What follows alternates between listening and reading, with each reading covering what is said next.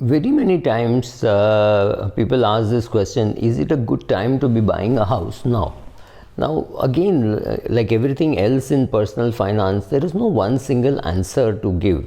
So if you are a 25-year-old recently married and or a 28-year-old recently married, and there is pressure on you to buy a house, saying, oh, you're both earning well, why don't you buy a house? That is a very bad reason to buy a house, because you still don't know each other. You have just got married maybe 3 months ago, 6 months ago, maybe you had a courtship time, but 2 years of marriage is a great time to know your partner, right? So you don't know where you're going to work. You do not, if you're a doctor, you have not made up your mind whether you're going to be in practice or whether you're going to be in service. You don't know whether you want to work in India or in the Gulf or in UK or US, because UK, USA, moving as a doctor to UK, USA is a one-way ticket. Very unlikely that you will want to come back.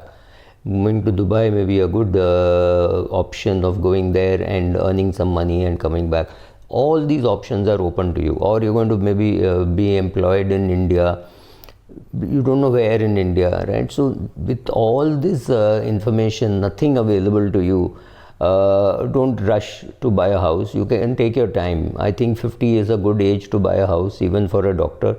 It is far more important that you buy your clinic. But if you are a typical non-doctor couple, then again you still have time, because you do not know whether, if you're let's say you have an IT job, today you are in Bombay, tomorrow you could be in Pune, Hyderabad, Baroda, or Gurgaon, Noida. You don't know where you're going, and one great job offer could take you somewhere else. You could travel a lot. Then what are you going to do? Why would you want to buy now?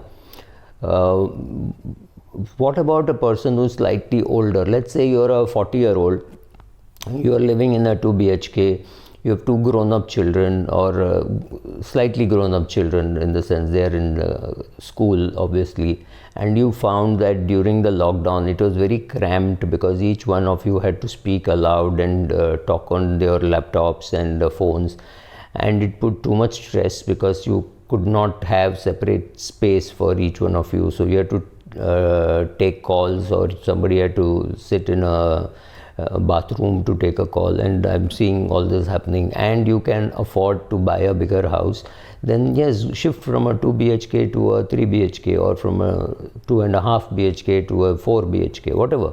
So yes, there could be a very solid reason to buy. You can afford it. It means an extra outlay, because you have to sell this and buy one.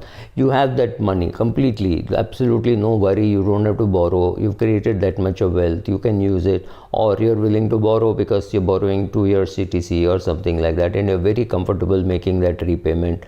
Then I think you should go ahead and buy that buy that bigger house, and shift from a smaller house to a bigger house.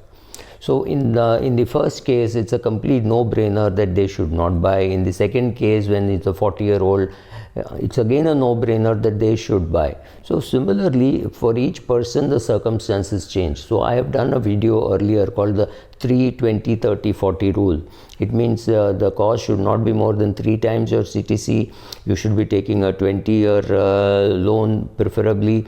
You should be, your EMI should not be more than 30% of your take-home salary, and 40% is the amount that you must do as a down payment. Now suppose you're a person earning about 50-60 lakhs a year, you're 40 years of age, and you're buying a new house for which you have to pay extra 1 crore. It means about 2.5 years CTC. And that seems to be fine. You need that extra space, so you might as well go borrow and repay the loan, or borrow 50 lakhs and put 50 lakhs of your own. You have now reached the level that you don't have to stick to some of these rules, because you've created a lot of surplus. This 3, 20, 30, 40 rule is for people buying their first house. Maybe they're struggling. Then better to have these norms.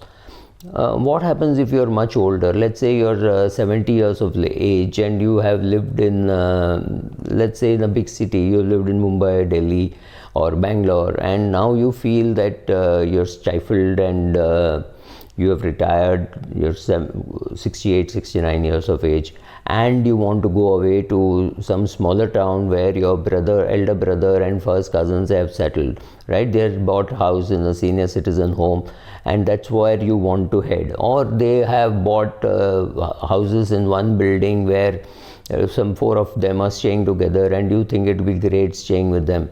Again, this becomes a no-brainer that you should sell off your city house for whatever, let's say 4 crores is what it will get, and shift to the smaller town where you get similar size of a house for about 2 crores, because that extra 2 crores go to your retirement kitty, which makes your retirement more comfortable. You can of course argue saying that I don't need that extra money, I have enough money, but look at it this way.